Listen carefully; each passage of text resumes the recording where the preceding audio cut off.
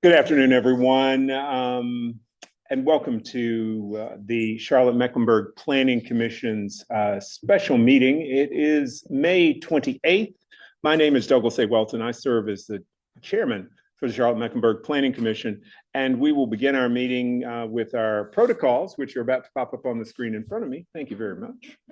The Planning Commission, this session again is being held at the Charlotte-Mecklenburg Charlotte-Mecklenburg Government Center. That's 600 East 4th Street. We're in room C14, which is down in the basement. That means everyone is above us or something like that. For viewing by the public and the media, today's meeting is being live streamed on the Planning, Design, and Development Department's YouTube page. We will begin with our normal protocols, and we will ask for introductions from planning commissioners. And we will begin on our right with Commissioner Seeley.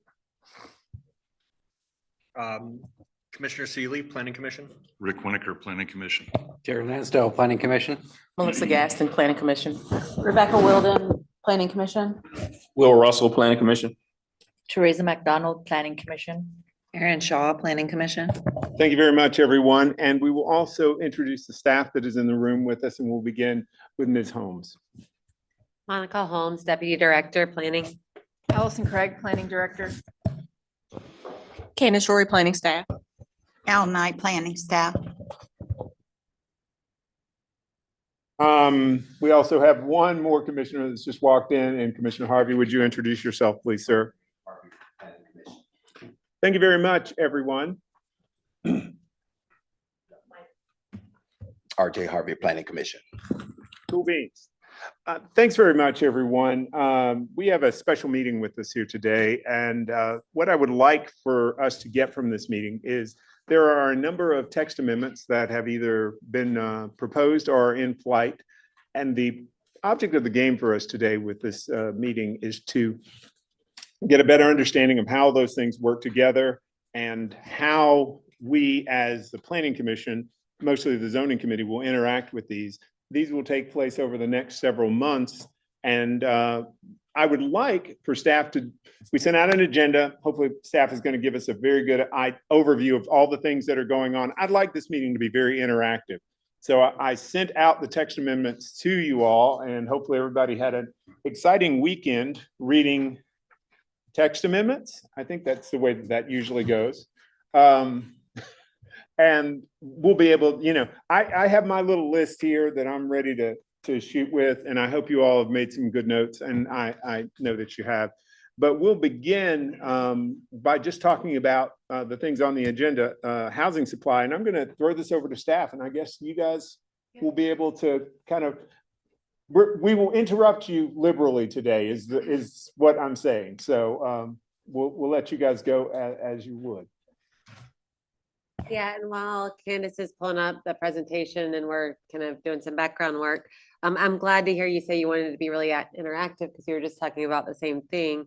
And before I'm going to do the presentation and kind of start off answering questions and stuff, and we'll tag team as necessary. But I was hoping we could, no pressure for everyone to answer, but I was hoping we could kind of go around, and I appreciate you just kind of said what you were hoping to get out of today, but if we could go around and others kind of add to that, what are the things that you want to learn, know, that would be really helpful. Because this presentation has slides that have been in previous presentations. It has some new information, but there's no, how we tailor it can be pretty flexible. Okay. So if y'all don't mind, just kind of making sure that I'm hitting points in kind of what you might want to learn from today, or if you have any burning thoughts, questions that I can make sure to answer as we go along, that would be great. First, I thought you were just going to stop if you have any burning. Questions, thoughts. Okay, we'll move on, and Commissioner Neely has joined us, and we will let her introduce herself and speak there about what her concerns and comments are.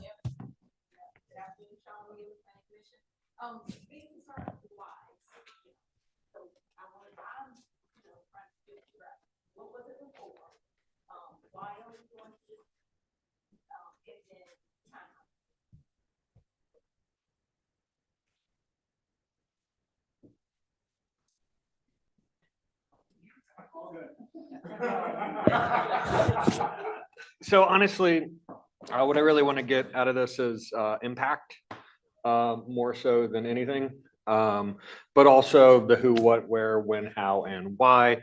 Looking over this, I mostly understand the reasoning. This is kind of where I wanted to be last time we met, having a full picture of what was to come. So I'm thankful that we have that opportunity today. So. I have concerns and questions. I don't understand. Obviously, we're, in these amendments in the package over the course of this year, why triplexes are, why we're backing away from that. Doesn't make any sense to me at all. While it may be a reaction from perhaps some experiences you're having currently, I'm guessing, with pushback. And, I don't, you may be having experiences, but at the same time, it's certainly I would imagine the experiences are solvable through other means other than eliminating triplexes. For instance, are we looking to other cities for guidance on this? If so, what other cities? What do those statutes say? We talked last time when we were in this last meeting about Raleigh statutes and how the conservation district, pardon me if I'm not using the right lingo, is modeled off of Raleigh's. What other things do we want to model off of Raleigh's? I know Raleigh has eliminated parking minimums. Why don't we propose to eliminate parking? Why isn't that an urgent thing as well? Another question is for the larger developments we talked about one-on-one in these conservation easement areas, what are the rules regarding the roads in there? They're going to be up to Charlotte standards, but my other questions include, I'm going to probably step on Terry a little bit, but my questions include what kind of traffic calming is going to be required, or is it going to be just the same old thing that we've always had? Once we're taking this bite at the apple, why don't we fix things that are seemingly obvious problems? And so it seems to be, driven by, no surprise, very, very smart people who think about this stuff on staff, you guys. But I also am curious, what else are you thinking about? Why just those things? So thank you. I'm okay getting stepped on with the pedestrians. It's the cars that I have trouble with. So, and people who drive those cars, I should say. Anyway, for me, I think it's, if you see my comedy show, I haven't changed since last time, but, the transportation burdens in design and impact based upon our land use decisions, especially with these text amendments. Monica, Allison, for me, I want to have a very clear understanding in the UDO's text amendments relationship to city policy, street design guideline standards for the city and the state, and understanding how developer allocations and requests for substandard transportation solutions in an effort, or present substandard transportation solutions in an effort to make housing more affordability in the short term, does not benefit the public good in the long term. And thank you for the opportunity to give you my 2 sentences. Thank you. No worries. Thank you, Terry. I guess my biggest thing is why change now? Why are we doing it now? Because things change, and when things change, they're uncomfortable or unfavorable for people, but you have to give it time. And I just think it's happening so soon. Like, let this play out and see how it goes instead of just making those changes. And I had one other that doesn't really go to the text amendments, but somebody might be able to. Planning thing. I was reading something how that apartment complex, it was built in Seversville, or they're building in Seversville, and they said they weren't going to have any parking. You couldn't have parking, but now they've kind of rolled back and said, well, they said you couldn't own a car and live there. And now they're saying you can own a car, but you just have to prove that you don't park your car there, that you park it somewhere else. So if they were approved based on the fact that owners couldn't have car, or the renters couldn't have cars, and now they're changing, how are they able to do that?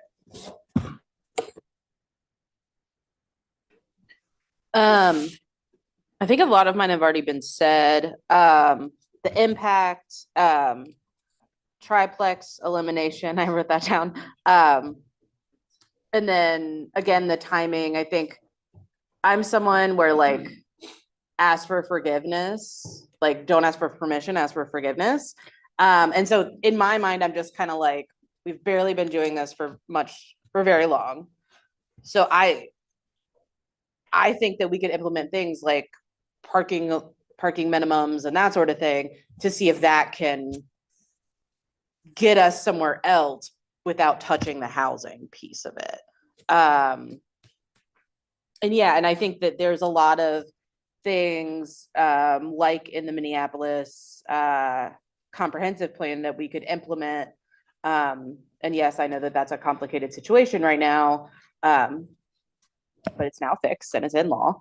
And so I just think that we're kind of focusing on certain things when we could just be passing other policies that don't touch what's already in place as much.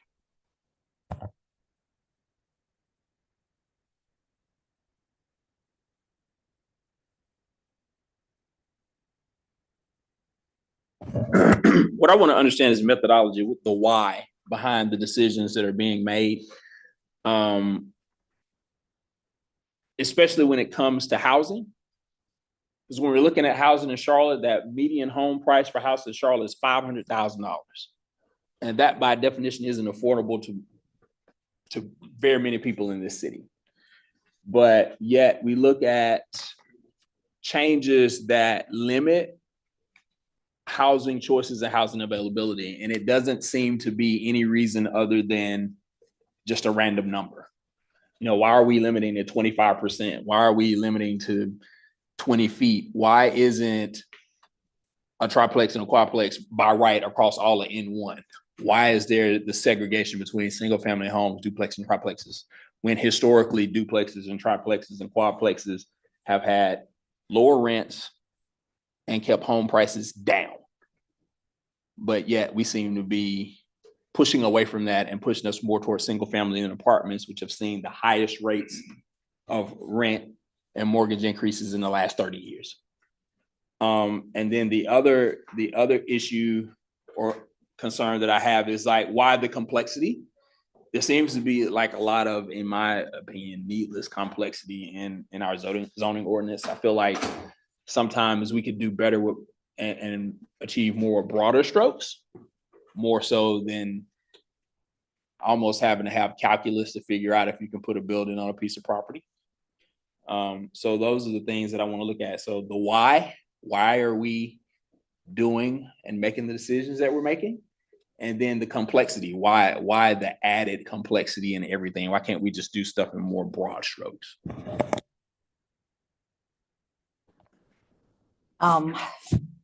Not to repeat what most of the others have said, my overriding question also is why. And I have a concern for the number of units that are currently in some stage of production, planning, design, site review. I have a huge concern that this causes chaos and unpredictability in the general development community.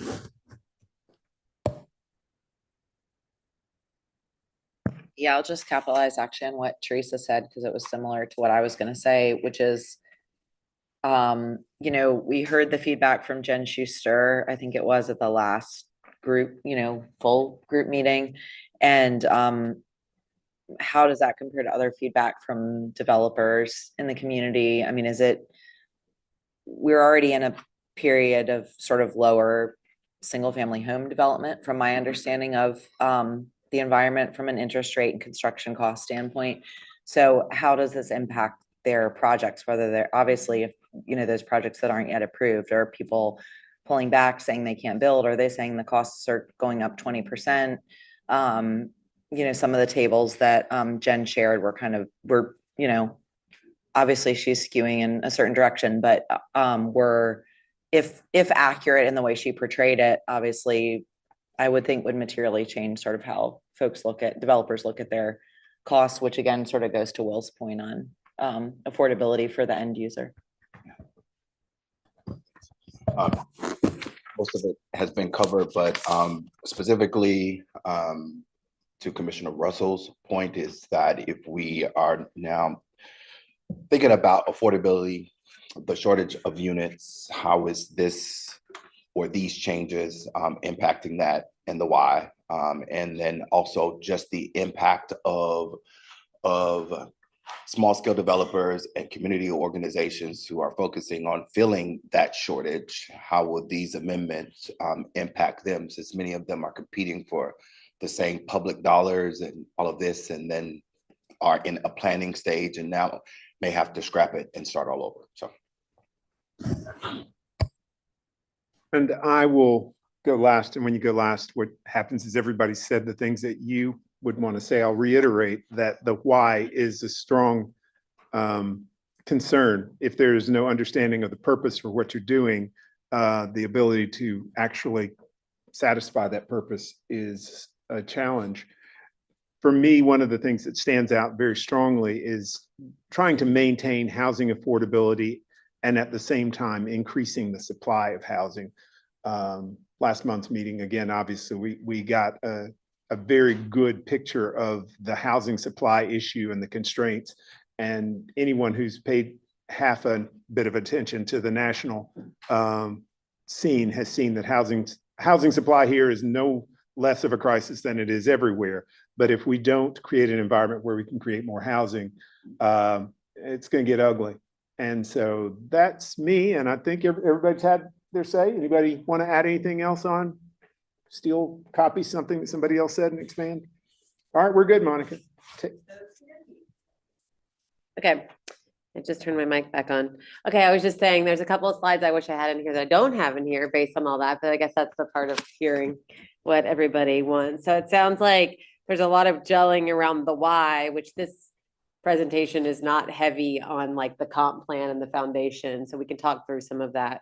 And then what other people are doing, some of the feedback generally around triplexes, a lot of conversation and discussion around affordability. So I'll try to cover those and weave some of that stuff. I took notes on what everybody said as we go through all of this. So I think it's also really important, and I'll probably say it several times in different ways, kind of like where we are in this process, because I think we should be really clear on like what we can impact, like what you can impact and what is like what we have now moved on from and where we are in that spectrum of things, because there's a lot of ability for impact around, especially around that phase 3 and right sizing housing and affordability and all the tools around that. And conservation, y'all wanted kind of an overview of where we had been, which I'm happy to talk about it, but I don't know if we want to spend like hours today talking about conservation because it was adopted on May 20th by city council. So that horse appears to have gotten out of the barn and is running freely through the fields. And yes, so exactly. So I'm like, we can all rehash it, but I don't know if that's a productive we will use of time. mostly let that go unless someone has a specific question. Am I good? You guys look, Clayton, you're looking at me with that like old. And if someone has a question, I have some slides on it, so you can ask a question as we go through it. I just want to be really clear that like that moment Aaron has. So my only question is just in terms of my understanding was some of the future amendments are going to sort of address other ways, other paths to density, you know, that I know offset is not the right word, but it's the only word I can come up with. So just understanding that maybe versus understanding the why behind amendments that have already been passed. Yes, and that is, I do have a lot of slides around that. So that is a good point. And that's what we'll spend the majority. That was my assumption that we would spend the bulk of today was kind of focusing on compact, which is what's filed currently and planning to make its way through. Commissioner Lansdale.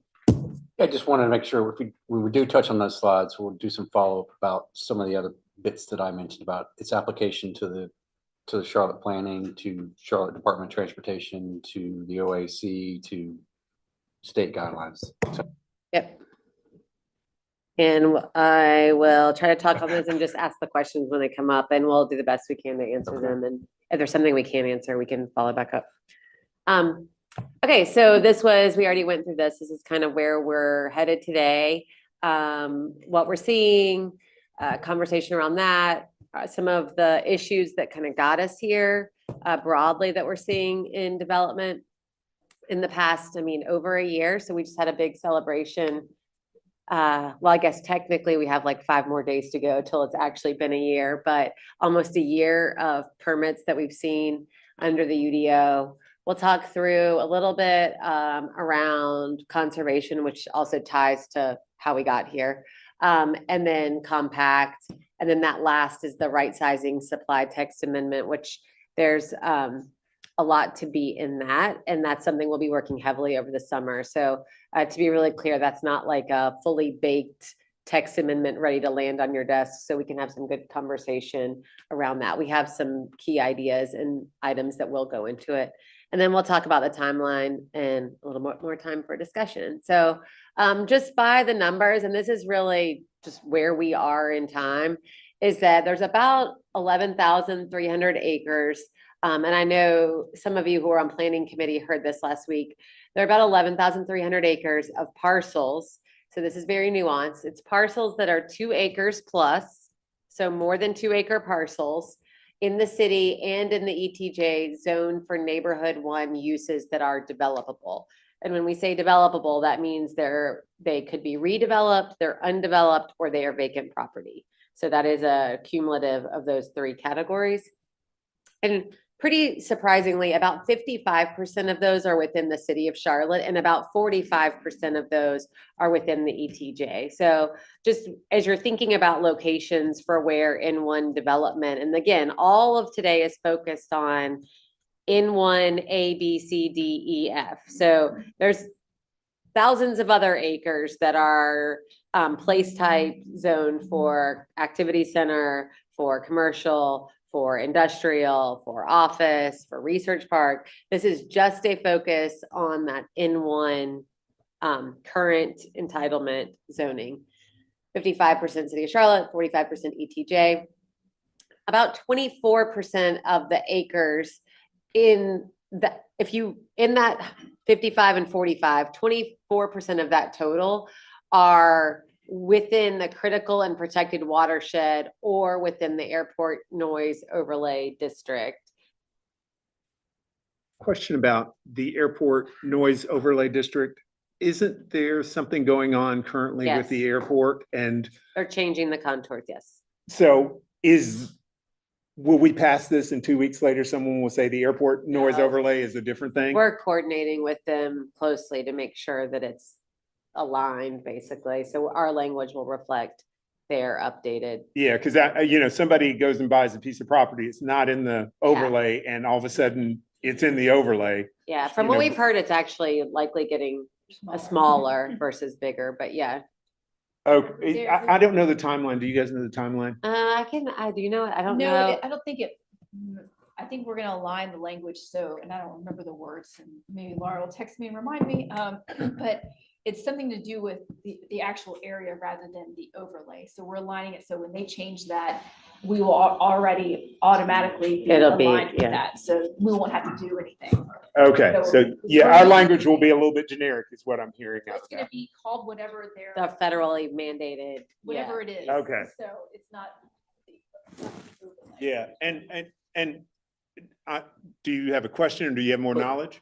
Go ahead and finish yours and I have a question after you. Yeah, Mike, again, I heard half a bit of that, so I don't know the whole detail, but it was a concern, I guess, if we are thinking about excluding airport noise overlay, that area might be bigger, because, the airport people are real proud of the fact that they keep shoveling people through there.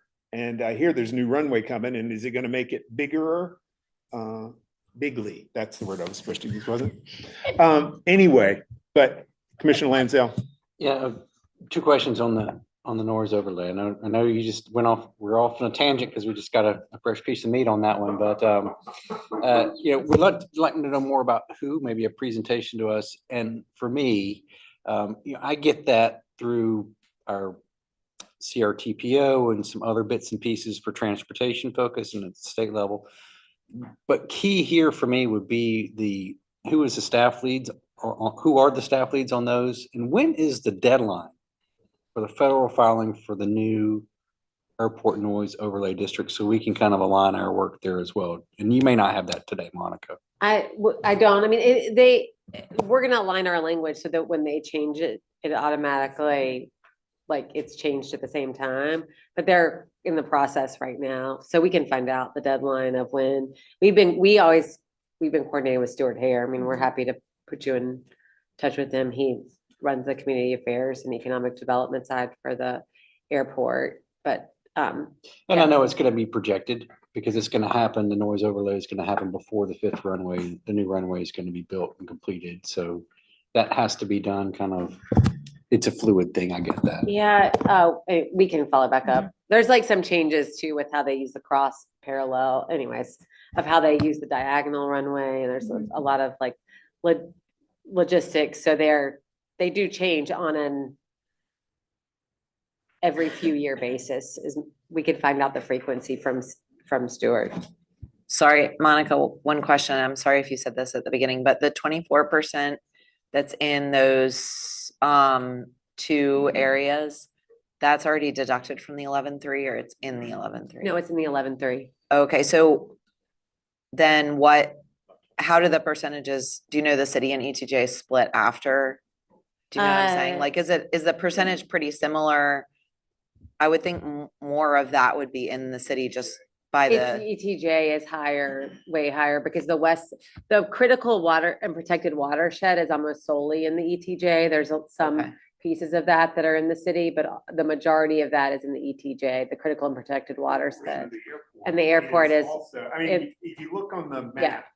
map, the west side of Mecklenburg County is, did you guys send the map out? I have a map later, so you'll see it. Yeah, it's a hatch map, So but that all makes the ETJ acreage go down percentage wise and the Yes. Charlotte city acreage go up. Yeah, of it's the about west half the ETJ. I don't have the number. It's maybe like between 40 and 50% of the ETJ is in one of the overlay, Okay, is in one of those three. okay, So only whether ask, that be, okay, yeah. only on the west asking because side. that makes the city of Charlotte like percentage developable will go up. That was my only Right, reason it for skews asking. that, yeah, Yeah, it skews okay. that equation a little Sorry, bit, so thank it does.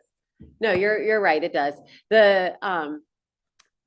Yes, because all the critical protected at airport are all on the western side of, just because that's where the Catawba River is, and that's where our drinking water is coming from and the airport. Okay, so we have a lot of other data. I'm just gonna quickly show a couple of these just to kind of put a point in time of what we've seen. And these two kind of show similar information, but in different graphs. But just to know what we are seeing right now in the market is we're seeing a huge construction boom of multifamily under construction right now today, but the pipeline being more heavily towards that single family attached and that number growing. Is that a So national chart? I don't have a national chart. No. This is a Charlotte chart. This is a Charlotte specific chart. Oh, Yeah. by square footage. I Yeah. was thinking. That's it was why I know, I twice. should have Sorry, showed you by- I'm yeah, yeah. freaking out here. No, it's by square footage. It's by square footage. Yeah. Okay. It's by square footage. We have the building permits too, and we showed that before. And then this is just showing you how much of the city is how much of the overall building percentage happening in the county is happening in the city, if that makes sense. So what you're seeing here is a lot more of the multifamily duplex tri and single family attached is happening within the city limits versus only 61% is happening. Therefore, more single family is happening in the ETJ and in the county and more multifamily. So, I mean, again, we all know this, but land costs a lot, and single family, duplex, quad, and multifamily is happening more within the city. ETJ is more on the other end of the spectrum, right? And I wanted to include this because I just wanted to say, we hear a lot about all the apartments under construction, and there are a lot of apartments that are getting ready to deliver in 2024, 2025 that are in this permit set. You see this number only goes up to 2023. So we were issuing building permits at a heavy rate for multifamily in 22 and 23. All those are coming online now. Does that make sense? All those are finishing construction now. And the boom that we have been seeing this year is basically single family attached product because, and just my 2 cents, this has little to do with the UDO and regulation and more to do with like the banking and economics of like loan rates and commercial lending and all of that jazz, right? So Have you guys done a projection for 24 or 25? of this, of the Of this building kind of data, permits. yeah. We have not done, well, we have some analysis based on like, I mean, we know what we've seen, so Yeah. we can kind of pull that in 2024 up to this point, and we just now are starting to do that reporting and tracking. I mean, what we're seeing in multifamily, to be really honest, is a lot lower. I mean, that's- there are very few projects Yeah. in development right now that are multifamily stacked.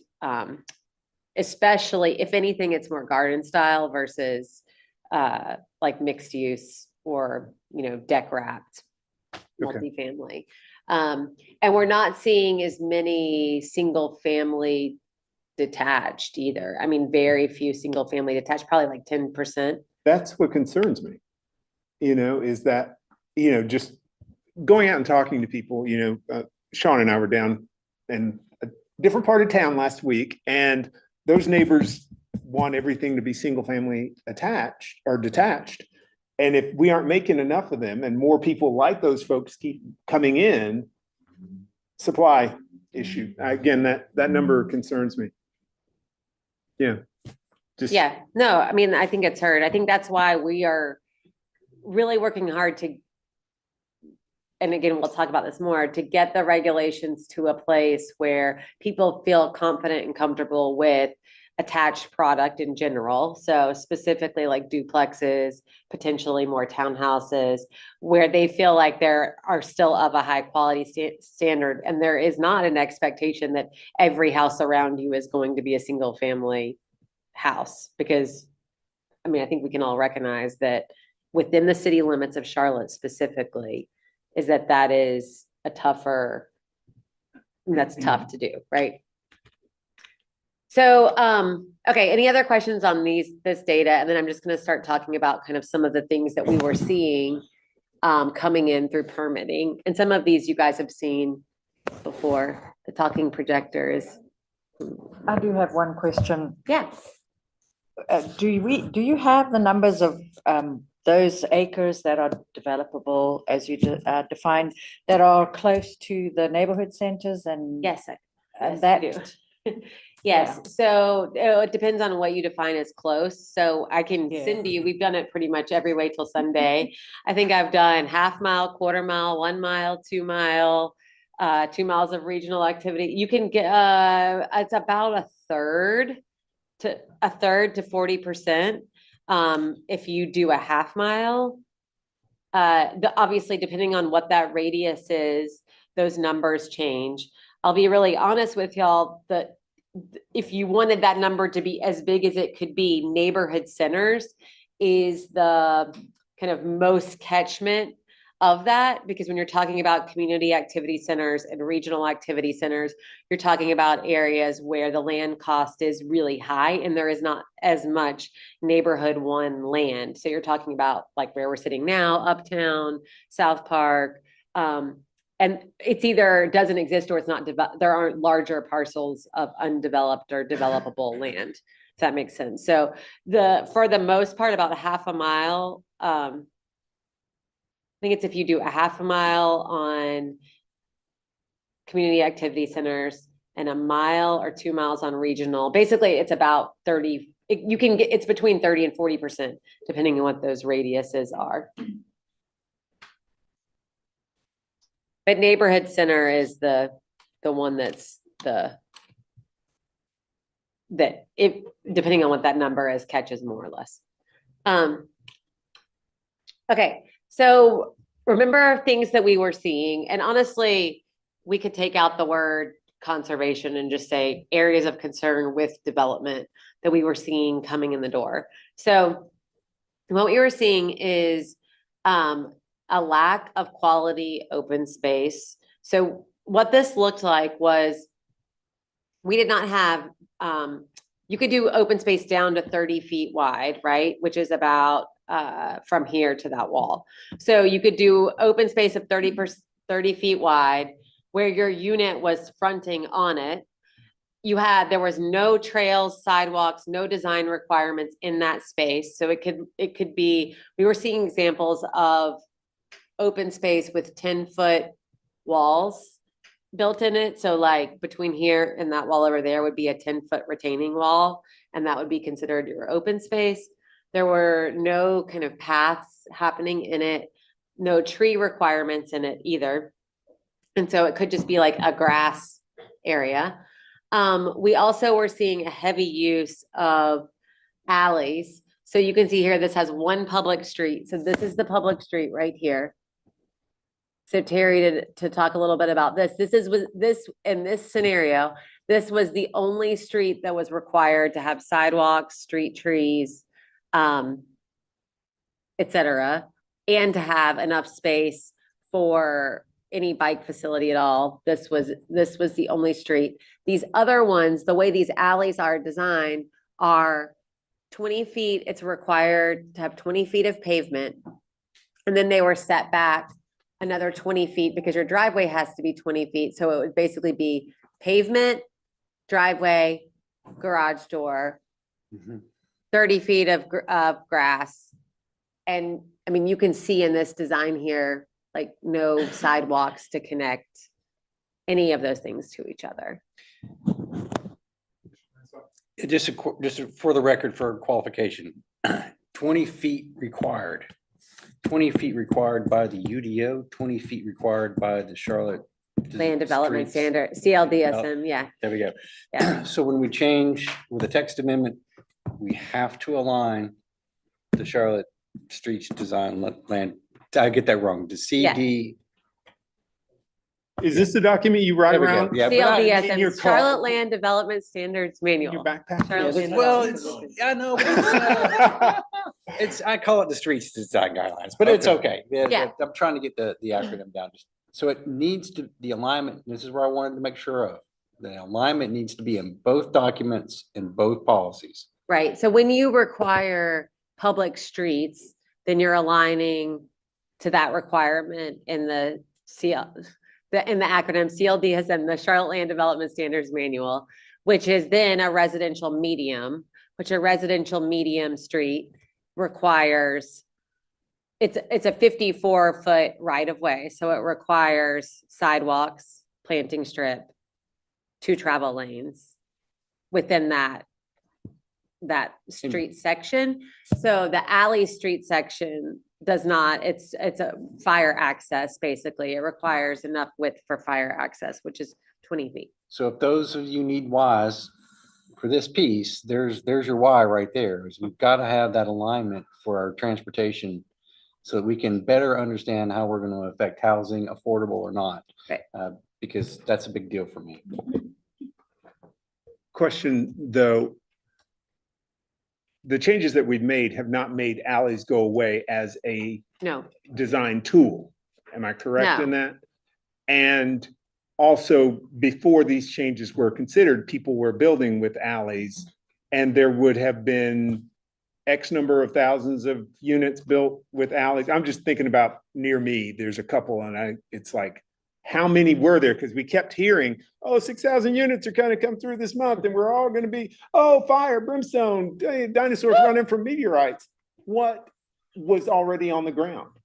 What do you mean, what was already on the ground? Like, what was What pre-UDO? what was pre-UDO Yeah. with alleys? How many units were there out there? Or do you guys have a clue? I don't know. We could go and pull it. People were using different development tools, so you have to really kind of like drill in. Yeah, I realize this is an apples and oranges. Yeah, adventure, it's, but- and also I will say that the scale of it was a little different because it would like require rezoning. People would go through, and I'm glad you brought this up because I do want to differentiate. I mean, I'm a born and raised new urbanist that believes in alleys and walkability and all those things. And so I want to be really clear that all alleys are not bad. Yeah. And that's not the intention of like what we're saying here. The intention of what we're saying is that an alley as a primary access and the only way to get to a house should be used sparingly in specific situations, not as like the rule, basically, because to your point, yes, alleys have been around for hundreds of years and they serve a purpose for all sorts of things and they're not bad in nature. Yeah. They make the street much more walkable because you don't have driveways kind of cutting across the sidewalk on every lot. They can be where you play basketball. They can be kind of a secondary lane. If they're the only way to access a unit, then they get more heavily used, et cetera, et cetera. So anyways, I just we don't feel have a like- count of like, Okay. Actually, how- Laura just texted me. She said very few with primary access off of alleys. Okay, Yeah. Because I you just, can't you couldn't. you had to but- that's right, because you had to be on a public street. Street. So it was only through rezoning. So it would be, anyways, down in the weeds, it would only be like a UR2 rezoning in a very specific situation that had them like what we saw here. okay, yeah, I hope we all get that. I'm just thinking there's Yeah. another room on this particular floor where there's some folks that might not have gotten that message of differentiation. So, Oh, between the two. Yeah. Yeah.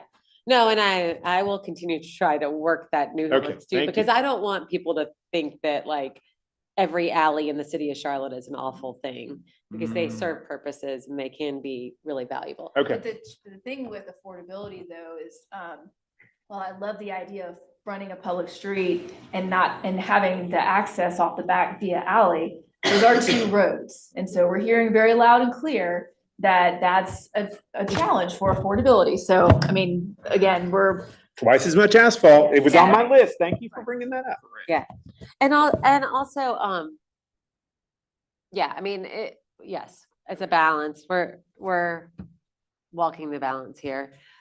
Hey, Monica, sorry to throw in more in, but just in looking at this, and this is just obviously my own personal question or view, but it seems like in this specific example, most of the design challenges revolve around the alley. So maybe this is already proposed and I missed it in the fine print, but wouldn't it be most important to just regulate percentage of alleys or percentage of private roads without sidewalks, or Yeah. percentage of roads without public street, access within a certain footage or whatever? I mean, I know I'm way oversimplifying your job, so Yeah. don't misinterpret, but I mean, when I look at the green spaces and like lots facing onto stormwater, I mean, stormwater ponds are not ugly, right? They can be, I guess, if you design them.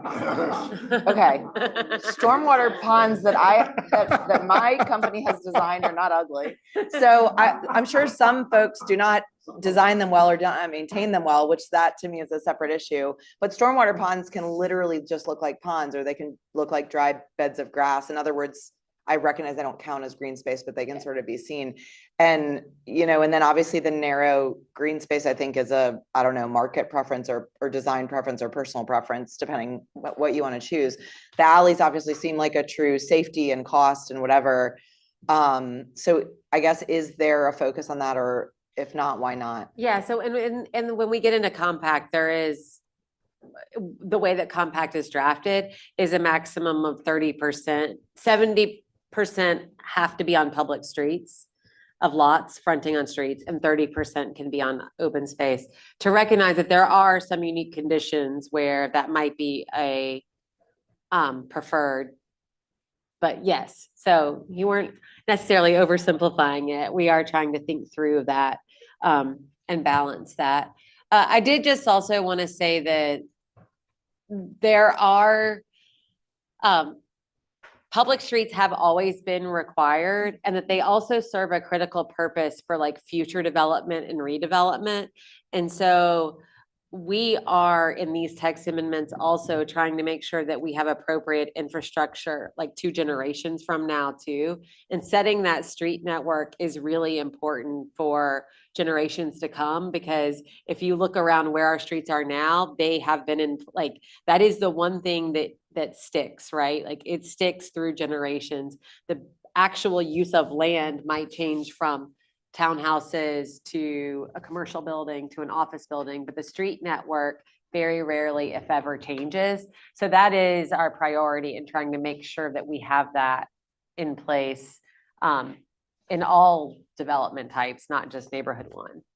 Okay, I'll keep going. These are just a couple other ones that show some of those same things we've already talked through, how we're looking at, what the alleys look like, how they fronted each other. I also just want to point out in this one, and we can talk about this when we get to triplexes, but is that it's basically townhouses. So let's like, for all intents and purposes, if you don't like squint your eyes and see the space between the buildings, like this is a townhouse development. When you go and visit this like 3 years from now and it's all built, I think it will be very not distinguishable from a townhouse development to this. So I just want to make sure everybody's kind I of think they reading that call on it the a plate. non-place. Yes, you will call it a non-place with well, it will be somebody's place, but it'll be somebody's place, but it is townhouses. And then this one here, just you can see kind of all front loaded or quote rear loaded, all fronting on this open space. This was what we see. You can see this one has, these two have a couple more roads because these are roads that are required via subdivision. So this one has one road this way and one road this way. And this one has one road this way and one road here. And then everything else is alleys. So we feel like we, in the conservation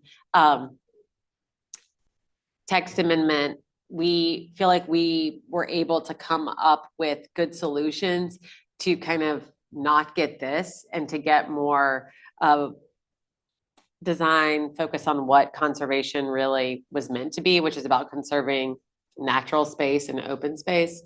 And we're carrying forward as we move into compact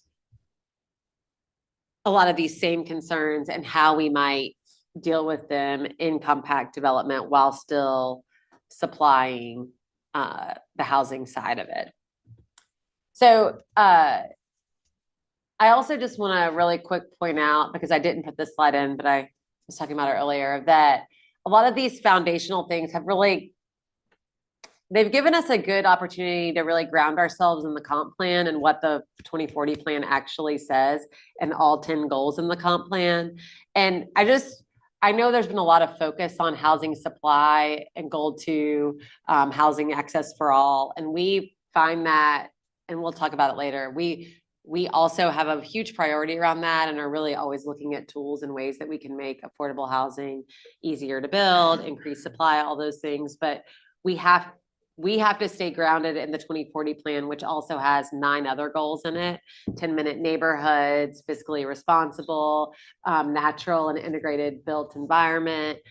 So we are also checking back in with those goals as we make these text amendments, that we're not kind of skewing so far. If our only goal was to protect the natural and built environment, then we would have regulations that looked really different than what the UDO is today. If our only goal was to have safe and equitable mobility, then we would have regulations that looked very different, right? And so as we all kind of switch our hats, our goal as staff and planners is to balance all 10 of those and to stay grounded in the fact that we have to continually check back in and make sure we're looking like left and right at our other partners. And so I just want to reiterate that. And again, we can continue talking about how we might be doing that in these, but there's a lot in these text amendments that kind of cover all 10 of those. So, okay, moving on. So our,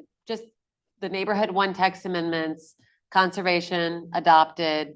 That was really focused on both the quality and in getting a tool in the toolbox that really focused on that natural environment perspective while also giving some of the incentives. So this tool can be used anywhere in one on developments. Really, it can be used on smaller than 5 acre developments, but you have to have a minimum open space of 2 acres. So that would skew it to 5 acres and plus, unless you had a specific reason to do less than 5 acres. We also added an affordable housing incentive to the conservation text amendment, which, to be really clear, the two were not dependent on each other. The added incentive for the affordable piece basically gave a 2-district bump or a 50% reduction for any affordable development over 1 acre anywhere in one district. So that's not a conservation tool. That's just a by right tool. We're now working on compact, which we'll talk more about. And then we have the phase 3 residential right sizing supply, which is really looking at a whole host of tools.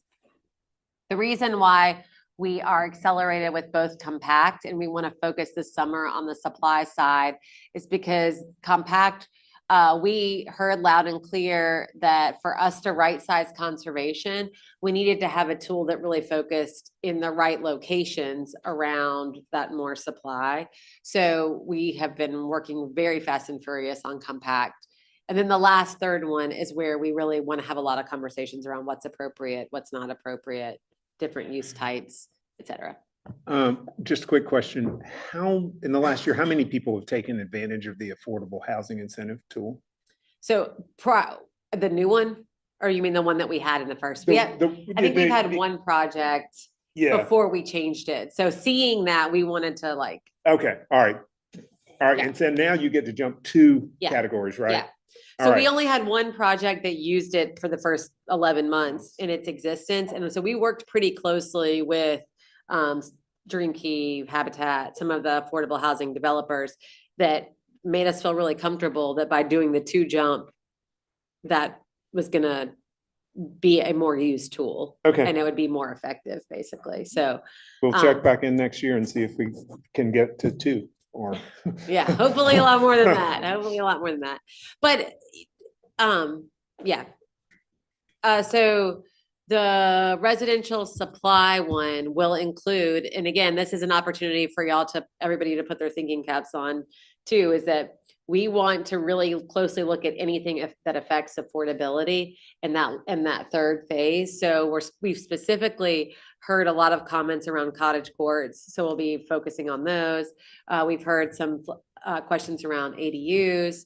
And then we want to have the greater conversation around stat quads, townhouses, different uses, and where and if we can add additional uses in one and in other districts. Questions on any of this? Okay. So the compact, why now? I think we've kind of beat this drum a lot, but really it's about how we get modern construction and new subdivisions that need smaller lots. We want to leave the existing lot standards in place because that's the patterns of our existing neighborhoods. So if you're doing an infill project, for the most part, you're going to be using the base neighborhood standards. And then we needed a tool to capture kind of where the current market is and where we're seeing demand. I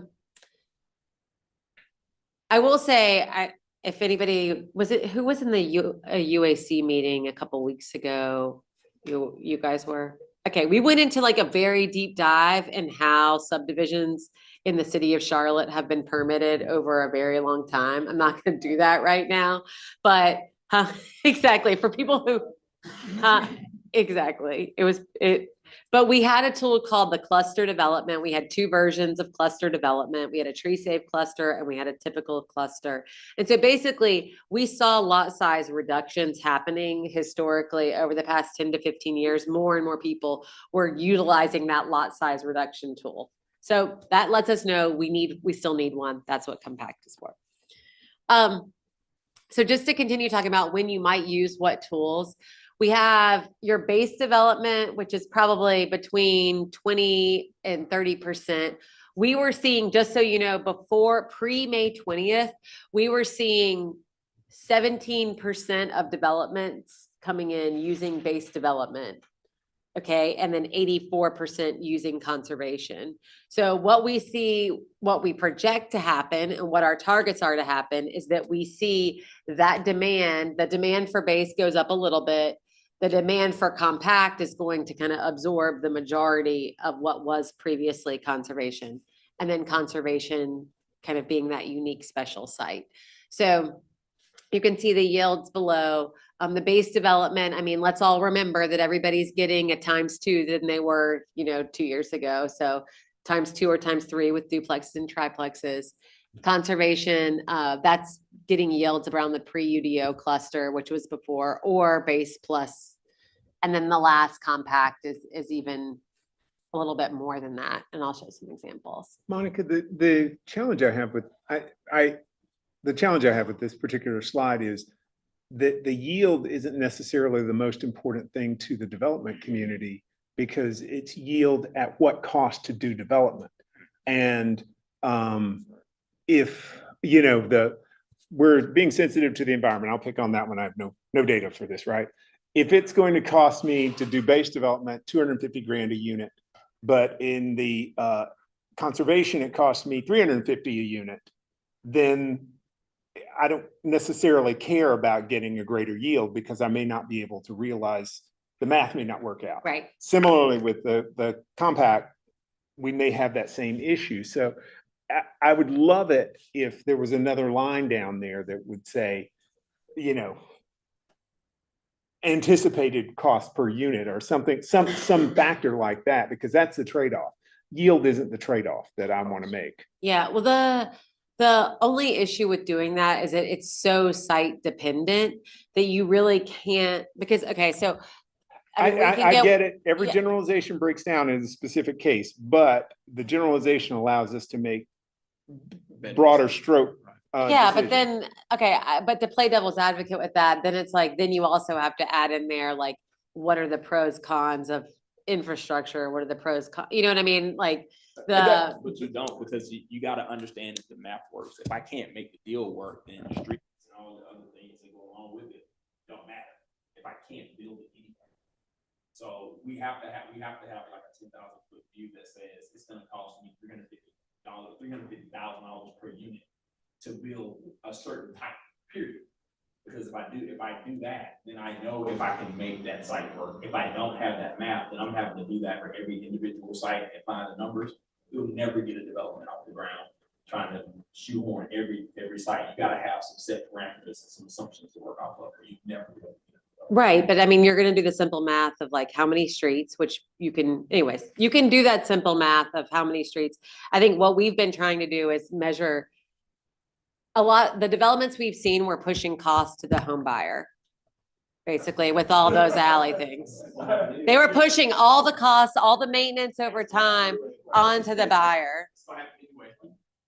Anyway, any added cost will always be pushed down to the end user period, regardless of what you build. Regardless of what you build, you can't build on that because the city is only gonna absorb maintenance costs for any infrastructure that you build. Right, Right. the city that's The publicly city, maintained. but then if I do have an impediment, like if I've got a stream or I've got an easement in my lot, that's gonna push my price up. That means it's gonna be reflected in the home price. And that's kind of the sausage making that you don't see. You don't ever know how much it would have cost a developer to build this product versus that product. You just see the number that they stick up on the sign. That might not be what it actually costs, but it's still getting passed on. So regardless of how you try to protect the home buyer, you can never really do so, because increased costs have to be passed along. What if interest rates go up? What if lending requirements get tougher? What if my investor wants a different ratio than they wanted last year on rate of return? That cost is going to get pushed in the rents. Right. and in the mortgage, And period. I'm not disagreeing with you on that. I'm just saying, from a purely infrastructure perspective, having pipes that are maintained by Charlotte Water versus having private pipes, having streets that are maintained by CDOT versus having all homeowner maintained streets. I mean, those make a difference in costs that we can regulate. I mean, we can, all of those streets that are private, if you have an alley in the back and a street out front, your utilities are still going to be in the in the street. Your water is, if you have those alleys that are only serviced by that alley, your water pipe is going to be a 2-inch plastic pipe underneath that alley versus an 8-inch pipe as regulated by Charlotte Water. And the maintenance cost over those two things is about, every instance is another $10,000 a pop. So it does matter who regulate, like what infrastructure it is. Now to the builder, yes, it costs more upfront to build a Charlotte Water pipe than it does a private pipe. But over the length of that life of pipe, it does matter. It is important because it's whether you're calling Charlotte Water or whether you're dependent upon your homeowners association to pick up the cost of that pipe. Because once it gets off your property and into commonly maintained property, then it's 100% on the homeowner. So I mean, I hear what you're saying. Yes, we can do we could all do a pro forma on all these sites. But I think it is there is a difference there in some of. But then I would push back and say, then just allow more density. Well, Because that's if exactly I've what got, I was going to say is that let's don't throw all the infrastructure costs, out the window. Let's put more density in places where it can handle it, which is part of this conversation. Correct. It's about townhomes. And putting more Commissioner Ne- townhomes in more locations. Commissioner Neely, I think you had a point. You wanted- Well, I was just trying to get the clarity, because this goes back to the why. This is the why, and how we got here. So what I hear, and please correct me if I'm wrong, that while we are not necessarily concerned with the homeowner, there seems to be a lot of homeowner problems that have resulted as a result of the current standards for how things are built. Correct me if I'm wrong, but it looks like, I don't think I'm wrong. Have you ever? Just checking. Developers of sorts have taken advantage of the rules to decrease or increase their result or their profit as a result of cheapening the design standards. So they're making private roads when they could be making public roads, not worrying about what happens to those developments in the future. Mhm. Okay. So, and what I hear is, respectfully, we can't care about what the developer does. Be creative, come up with something unique, come up with, new ways to get a duplex on 2 acres or 2.2 acres of land. We've got to be concerned with what this does for the community as a whole. Am I? Yes. Summing up? Okay, thank you. Just want to be clear. That's You are never wrong. She's like, I know. Okay, so this is the map we were talking about earlier. So this is the compact, the west, you can see there that hatching and the colored, the shaded are the airport overlays. This is everything that is not in a hatching or shaded is where compact development specifically will be allowed to be used. So, And that's just Charlotte's sphere of influence, right? So, yes. yeah, so the ones up at the top, Huntersville, Davidson, Cornelius, Northern towns. they don't count. They don't They could count. be, they could be doing anything Yeah, out they can there. do it. Yeah, the watershed layer just covers the whole county. So you're gonna Okay. see the watershed layer for the whole county, makes basically. So they don't count, basically. So in A, B, C, D, you can use compact residential development, a minimum lot size of 2 acres as of when the UDO went into effect with an assemblage. So you have to start with 2 acres. One tweak that is not on here that is in the file draft is that if you are on a street that is 4 lanes or more in the streets map, you can start with smaller acreage, basically. So you don't have to have 2 acres to start. I like that. Can I ask you a quick question about 4-lane roads? Yeah. 4-lane state roads versus 4-lane roads in the city. Is there a comparison between how much of one or the other there is? Oh, I don't know the you mean percentage wise? Yeah, because I'm thinking, I think Park Road is a city street, so it's 4 lanes. All right, we could do development there, but you have to go back a certain distance from the road as opposed to Right. Woodlawn, which is a state road, and I think you have to be further away from the state road so you can go faster. on the Right. road. So, that's gonna affect which one is more developable or not developable. He said talking with his hands. Yeah, no, I was writing down the question. I can follow up with Steve. Okay, I wanted to make sure that was Yeah. clear in the, when we get down to measuring what stuff is. Yes, I mean, anything that's on an NCDOT road has to go through if you're getting a driveway cut, you have to go through the driveway permit process through NCDOT, which is where they would then measure all those things. But the way it is written right now is just a 4-lane road. It doesn't Okay. differentiate Yeah, between I just have these things like NCDOT. that all yeah. over and I'm thinking that's not Yeah, what we want. and one thing I want to point out, we just had this conversation about infrastructure and pipes and roads. Let's be honest, every road you build is a tax increase, point blank period. Because the city is gonna have to pick it up, they're gonna have to maintain it, they're gonna have to keep it drivable. So with that said, we're looking at this map and all of these blue spots, which are being targeted for compact, are ETJ or on the extreme periphery of the city of Charlotte, which means they're gonna have to build new infrastructure that's gonna cost somebody money to maintain. Right, which But is we one of should our be balancing pushing for points. density to get people closer into the city to develop on lots that already have services, streets, street lights, police service, fire, and garbage. Mhm. But we are creating new subdivisions and new areas that are gonna need police coverage, fire coverage, solid waste coverage, stormwater coverage, solid water coverage, electricity, you name it. Yeah, let me be Just wanna really point clear that about this. So what's shown here on blue on the right are that 11,300 acres. If you added up all those blue parcels, that's what the 11,300 acres is.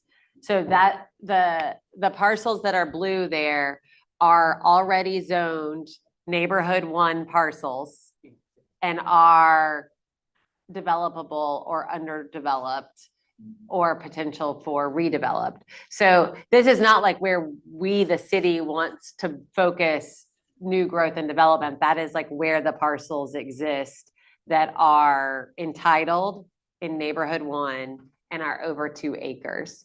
So to Will's point, I think that is a good one, is that it is, and that's one of our rationales with the critical watershed, airport noise overlay, and then trying to focus more density in, is that it does, the further out and the further kind of miles you have to go to get to services and daily goods, the more pressure it puts on the infrastructure. That whole near a neighborhood center, commercial center thing would seem to solve a little bit of that problem. I'm just thinking of 160 and Yeah. South Tryon, because there's a whole bunch of stuff around there, but then you go away from that, there's not. Right. Yeah, that's down in, where he's talking about is like down in this, Way down yonder. yeah, down in the, yeah. Yeah, and there's probably several of those around, Yeah. I love you all. Yeah, so so just some points as to where we are with compact. So we filed on Friday. It has some of the things, Aaron, you were talking about, is that there's 70% of units have to be on public streets. There's 10% common open space is required as part of it. Just a reminder, there's an additional 15% in all development that's a green area requirement, which is kind of like the untouched natural area.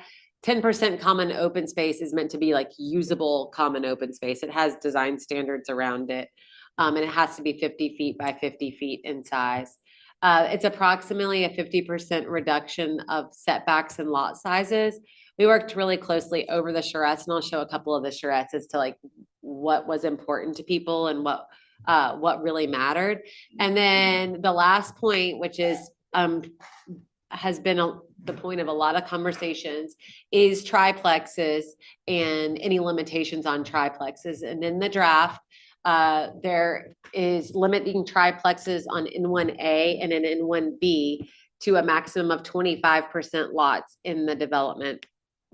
We looked at several studies, site layouts, and that 25% equates to about every corner lot. So instead of saying triplexes only on corners, the 25% gives people flexibility to do a whole phase of triplexes and then to do duplexes in another phase, meaning if you have a larger site, you can kind of break that up versus only doing triplexes on corners. Commissioner Winokur has a question. Can you explain how limiting triplexes increases housing supply? Well, so with compact, I hear exactly what you're saying. Why is that on that slide? Well, because it would come off in conservation too, and in all other development parts. We're basically saying on larger development sites, triplexes in one entitled property, let's be very clear, only in N1. We do not believe that allowing a development of all triplexes meets the goals and foundation of our policy. And that with all of these other combination of standards, that you're still getting at least a ×2 of housing supply as you previously were. It's actually more than that, because when you're reducing The your lot lot sizes by sizes. 50%, you just freed up 50% of your site for development. So why does limiting triplexes counter your policy? What is the policy that it goes against? Well, right now with triplexes, we are seeing all front-loaded triplexes that have driveway cuts is what is coming in. And so to me, it's the way that N1 was written in the 2040 plan was written as a primarily single-family district with duplexes and triplexes.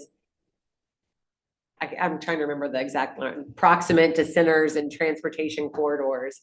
It was never written or intended to say large developments of all triplexes in one neighborhoods.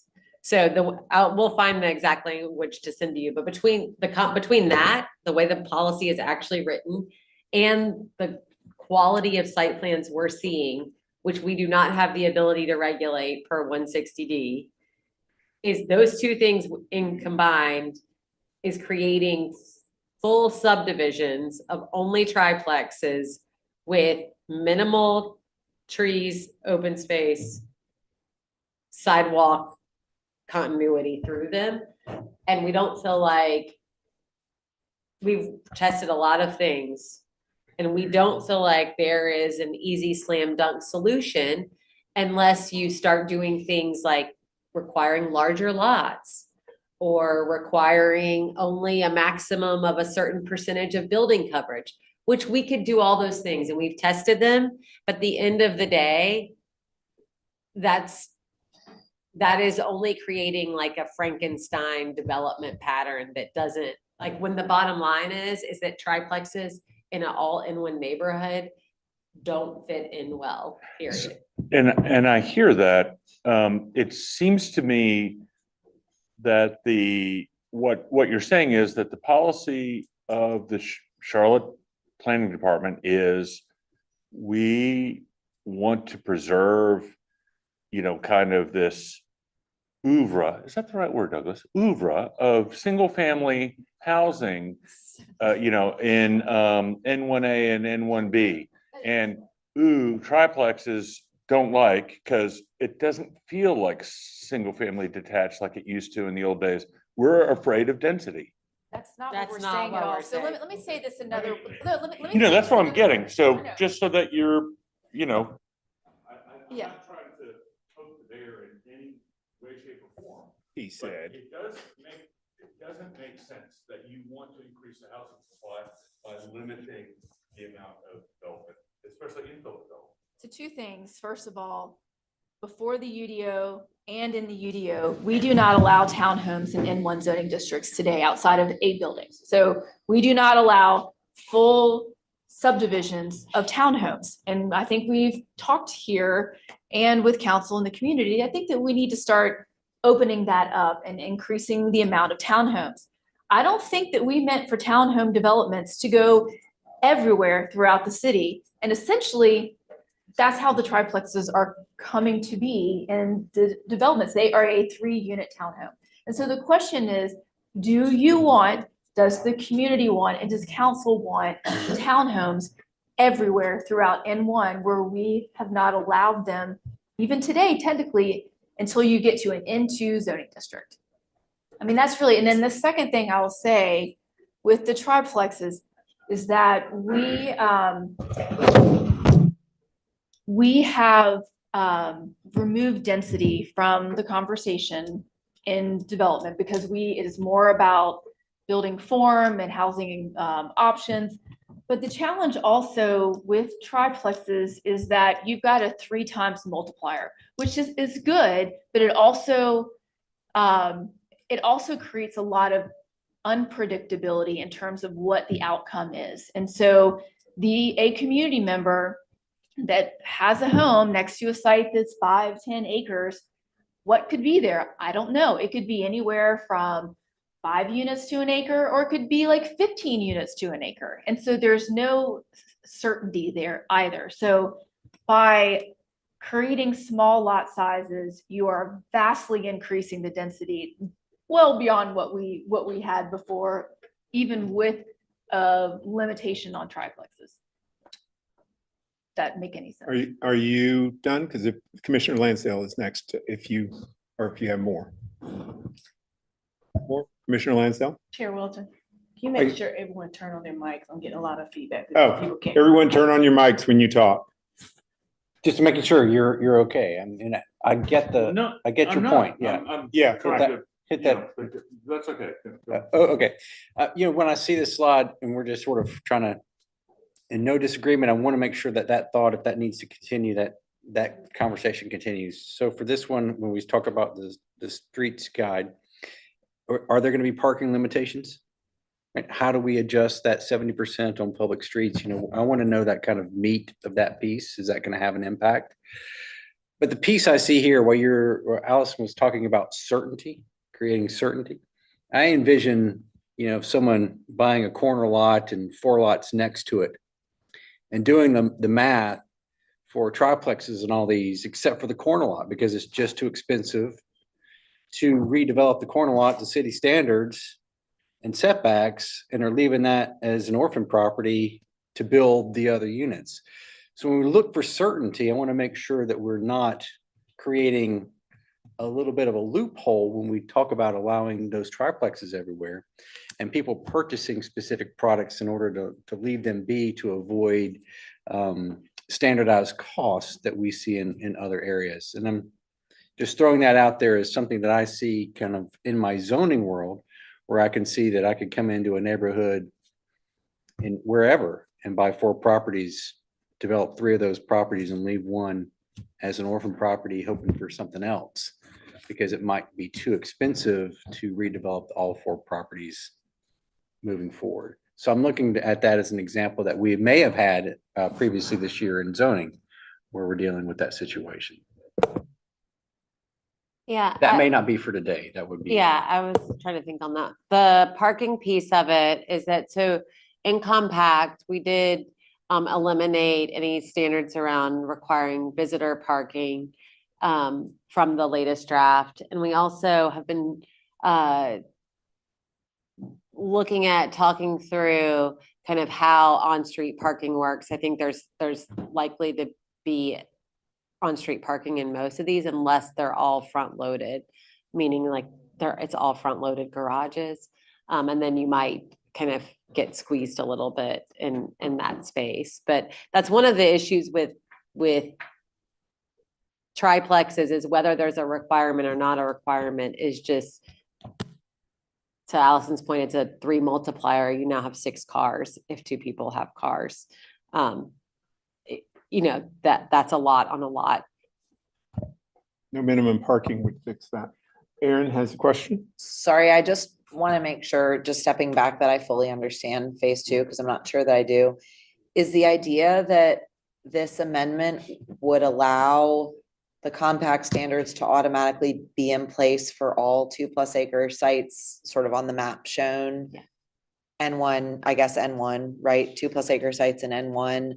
Or is the idea that there are certain parameters you would have to meet in order to qualify for the compact standard? And if so, you're shaking your head no, Allison. So I'm assuming the idea is that you're applying this across all of those sites. Minus the overlay It's their option. districts. They can Yeah. choose the base standards or they Yeah. can choose the. But when you say they can choose this, are they having to meet certain, like, maybe this is a stupid question, but why wouldn't you choose this? What is That's why, making this worse if I'm a developer? that's why we project that 60 to 75% are, if you are a site over 2 acres, you're going to use this tool. Okay, Maybe some developments like that want to have really large lots for whatever reason. Okay. and That's what they choose. And so you'll still get some developments okay, like that if that's their Yeah. product type.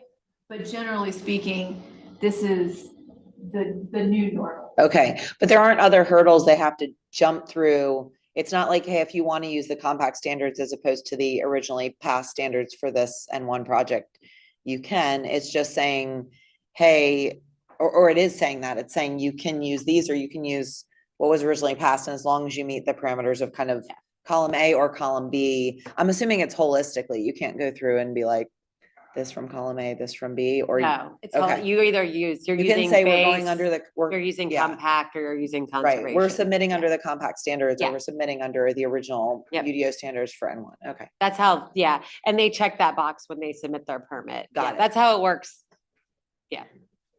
thank you. Commissioner Sealy. I keep having to level set this with myself because as I understand, this really is only catering to 4.5% of the available like city acreage altogether, all 376 square miles. That is our city plus ETJ, correct?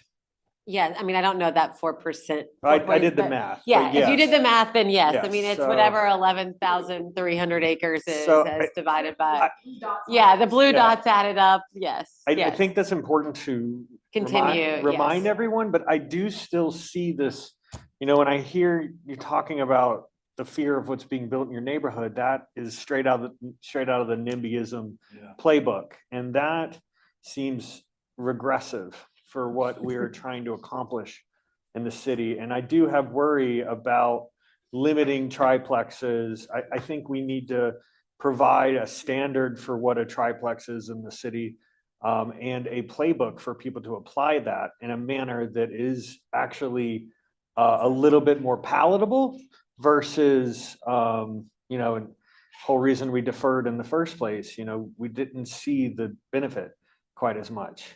But I think we are limiting ourselves here. And then again, I'm level setting with myself, it's 4.5%.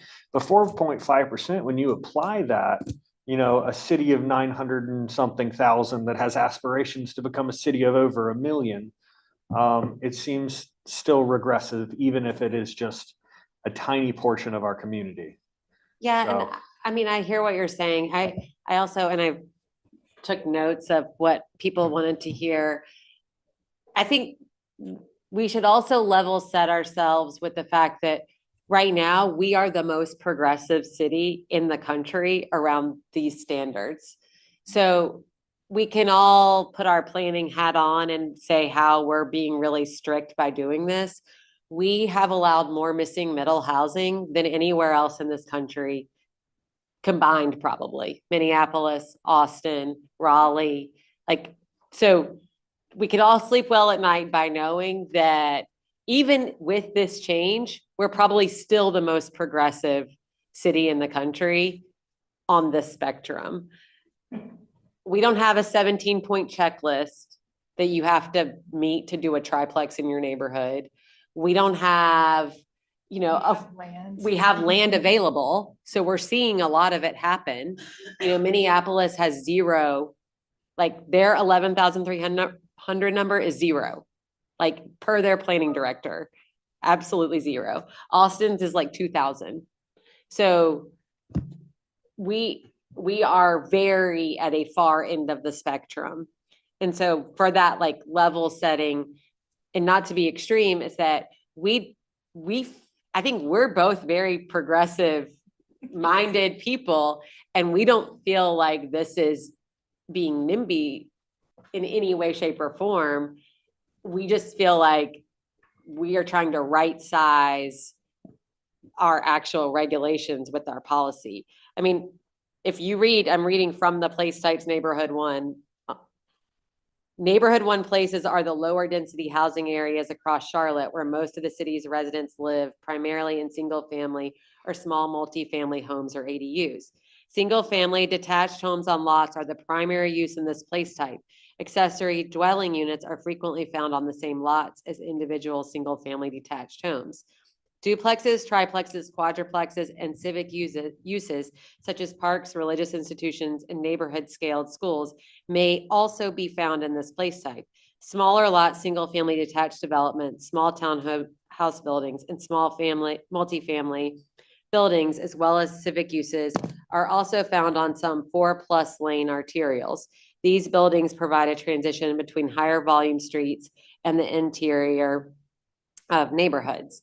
So, I mean, we're literally like reading this, trying to match our intentions with our outcomes and our adopted policy with the ordinance here. So we can all disagree on how we might do that, but we feel very within bounds that we are like in a place that is very comfortable within our adopted policy, even with these things on the page, and a reminder of how far we've come in 12 months.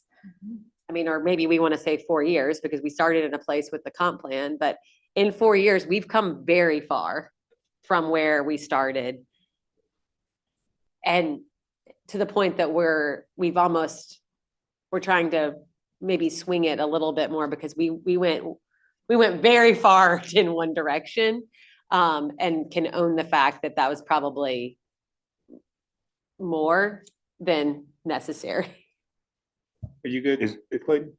Commissioner Winokur? Is that the why? I mean, that is, our why Like, is, where is the why coming from? I mean, is it internally to your department? Are you reacting to something? Like, what's the why? Why is this so pressing now?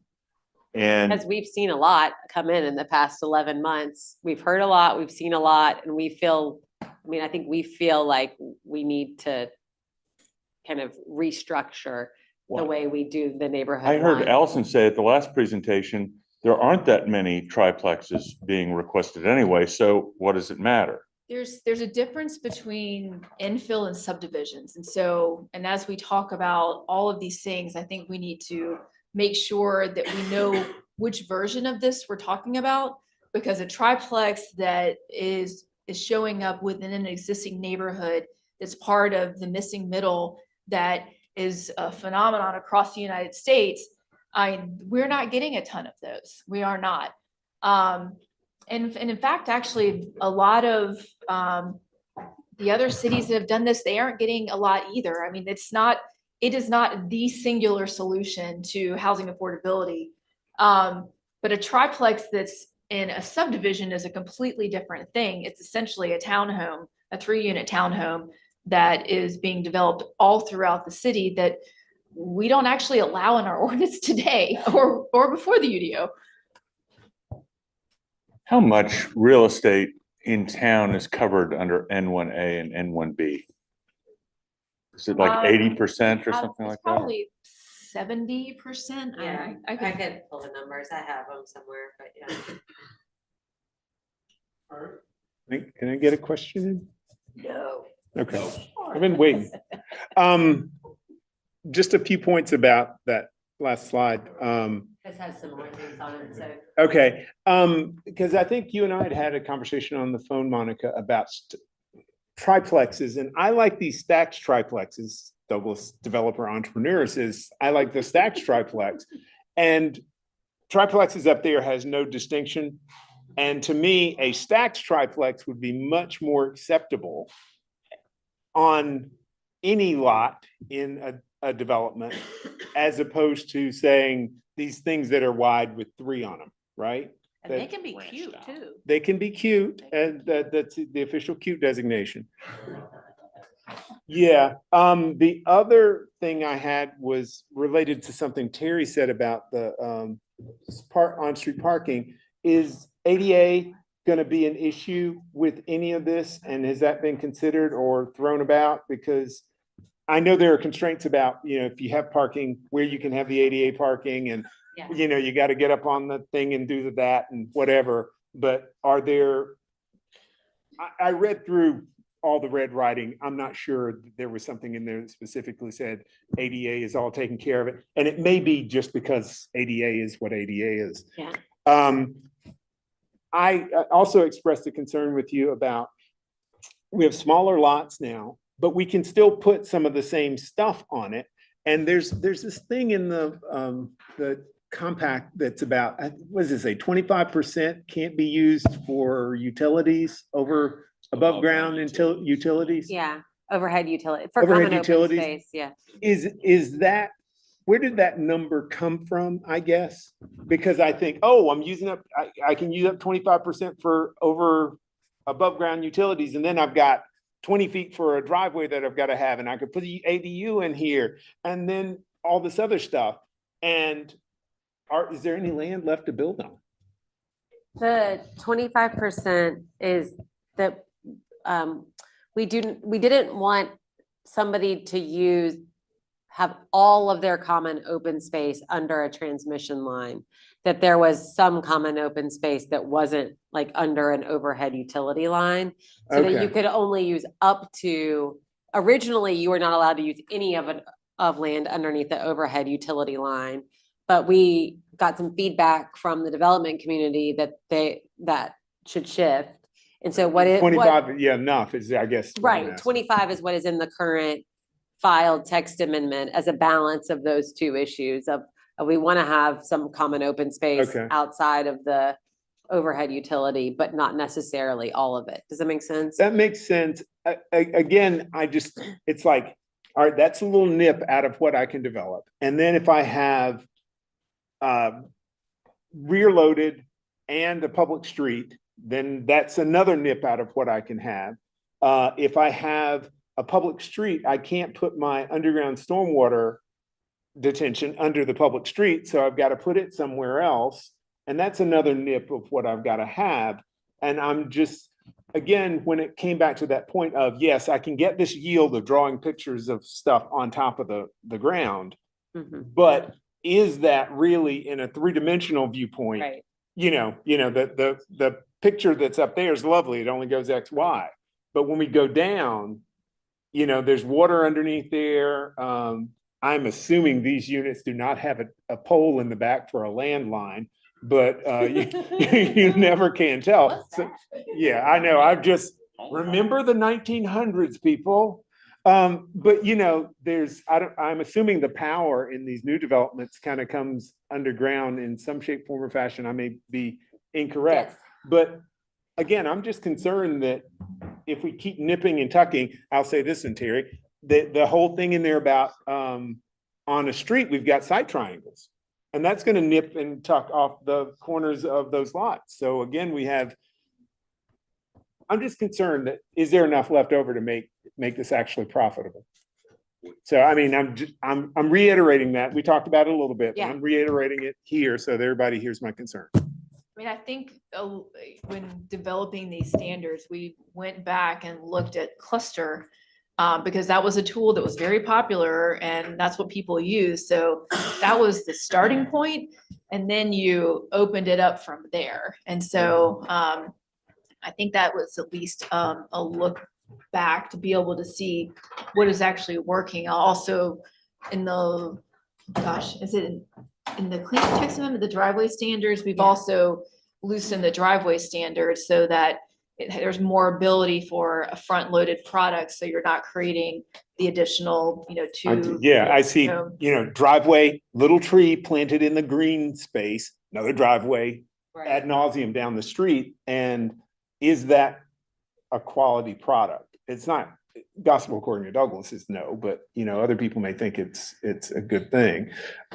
Just concerned because again, if I throw an ADU in the back, how far has it got to be away from the property line? And it can only be so big related to my height, right? Well, so The There's- ADU would be able to be. Yeah, I can't imagine anybody putting an ADU on the back of one of these, but yeah. No, so in the cleanup now, there is a couple edits to the ADU standards that's in the cleanup that just went to hearing. Okay, And then that's one of the topics that is on that phase three piece, which is basically okay. what else should be in the ADU standards? Is that rear setback? Is that height? Are there additional things we can do to up the supply of ADUs? Yeah. Because I think that is something that we're not seeing a ton of people take advantage of. Housing's been working on a pattern book. They're getting ready to start work on another pattern book that'll be duplexes and triplex pattern book. So anyways, we want those to get built. Okay, That will be a part of that residential supply preview phase 3. And then also included in that will be the cottage court overlay or cottage courts in general. We could have a whole conversation around whether that needs to be an overlay. yeah, The townhouse piece within centers and corridors. The other use standards we talked, quads, and then anything, we've been working with the housing and neighborhood development people to kind of continue thinking through what other tools might we be missing that Yeah. are focused, whether that be like, there might be transportation things related to housing that we need to kind of continue that conversation around. Rebecca, did you want to, Yes. I've been really quiet. Normally I'm not. you, I know, right? whatever. After I went off on that one person, what was I gonna say? Yeah, so I was thinking through all of these 3 things when I read all the things. And I was something that was said today kind of made like everything click. I mean, I'm still like battling with myself, kind of like Clayton would say. But I feel like if this one had been introduced first, I would have been like, okay, I get it. Like, I get why we're doing what we're doing. I'm also curious, do we know when we're gonna have the 80 or the third piece of it? So our plan is to have that ready to go by August, September and filed soon thereafter. Because of council's break, They don't need a break. because of the break in July, we can't like file and hear it in August. Okay. We need to have like some engagement time built in there, but our goal is like ASAP, basically. Like, Okay. as soon as we get back, we'll be here. But as soon as they get back, we'll work to file it, get it through adoption quickly. Because the reason why I asked is because like some of us are about to like switch committees. So you'll have to do like double the amount of education. And so just like heads up. But yeah, so, and also like I would feel more comfortable with this one if I knew what the ADU, I'm calling it the ADU one, but it's not the ADU, but it kind of is. But if I could see the third one before this one, if that makes sense. Because they all kind of play into each other. Yes. And so I think like having the language of all of them. And like, that's why ultimately why we go first. Yeah. Like ultimately, I think we would like vote on all 3 at the same Right. time, even if we're here till 11 o'clock, because we've done that before. So. Well, and I think just to be real clear, we would all like to have them all 3 done at the same time. We have, I mean, everybody can feel emergencies in different ways, and we felt like it was a very real and burning emergency to get the first phase done. And because of the first phase being done, we feel like it's very important to do the second phase and continue along with phase 3, through the summer. I mean, I think we can all recognize the best way would be if we could have done them all at the same time. I mean, unanimous. And I want to say that I am thankful to the zoning committee. We came to a decision and we deferred. And you guys still love us, I hope. But a part of the reason that we got to that place is, well, maybe you don't love them. Is that why you? No, I love this. Okay, you don't love me. frustrated. Okay, but you know, it was the need for us to have all the things in front of us so we could make some good trade-offs. And that's the way that I make decisions. And, you know, that's how we got to where we got to. So I hope you guys understand that it was about, if we can have all the information in front of us, we can make good choices. You know, if I don't have information, I start making up stuff. And I have a creative mind. I'm just saying, so. Anyway, Commissioner Lansdale. Sorry, I Right was- through, Commissioner. I got a Morgan. picture of my future puppy. Sorry. There's a picture of a dog. Wait a minute, it's that dog with the big ears. What kind? It's a corgi. It's a corgi. Are Sorry. you the queen? Yeah. No. Commissioner Lansdale. You know, just for my edification here, and I'm sorry that I didn't get in before the chair's last word, but yeah, we received a report that we have, what, 20% oversupply in housing units right now. We really, from that previous presentation, we really appreciate staff's reiteration and circling back that what we're doing here is not solely to create affordable housing. Our work here, previous zonings from the 70s and beyond, failed in providing affordable housing to this community and its needs, failed to provide its transportation solution, environmental solutions. None of this guarantees affordable housing as its sole goal to be fulfilled. But we're always working towards that effort. And I really appreciate you guys coming back around to say that we do have an impact on all the other pillars of the comprehensive plan. And this is one that all of them relate to. And I think that's a better way to frame it, and a reminder for me to how I need to live with myself as we go through this process as well.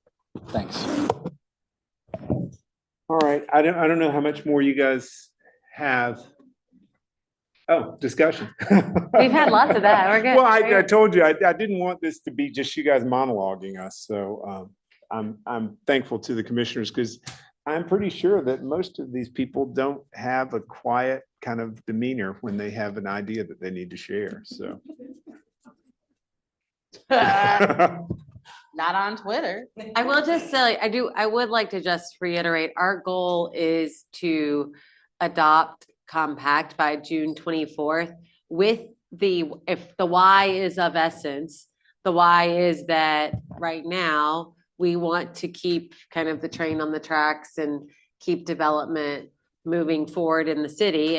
And we know that we've been working very closely with, the community and also the development professionals on compact. We've had 3 charrettes and a follow-up meeting this past week to go over the draft, to get everyone's feedback and input. And I think we're all getting to a place where I think everyone feels for the most part really good around it and is comfortable with it, with the way it is. So I just wanted to reiterate that. And then also, if you have thoughts, ideas on that phase 3 and things you'd like to see, let us know, because we're gonna be working on it.